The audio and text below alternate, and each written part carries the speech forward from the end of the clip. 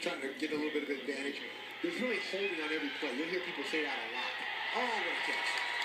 The catch of the year, as far as the game of the week is concerned, Zach Bornstein, the junior, with one for the ages, and he almost got a touchdown at the end of it.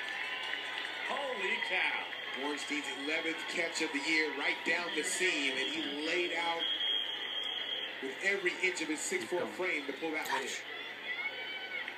They're going to see if he has got enough for the first down or not, as they'll bring the chains out for a measurement. And you talk about throwing a guy open. J.J. Brandon Dawkins, I thought he had missed him. No, but play action fake, he goes over the top.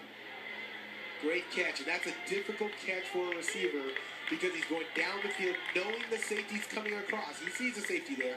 He knows he's coming across, but able to lay out and bring that one in. Wow, what a catch. J.J., he caught the back half of the football. The ball's going away from him. Now, that part of it wasn't intentional. You try to catch the front half of the football at all times, but if you have those good hands, nice sticky gloves on, you're able to hold on to the football and bring it in. What a great catch. Big play. He is about a half a football shy of a first down.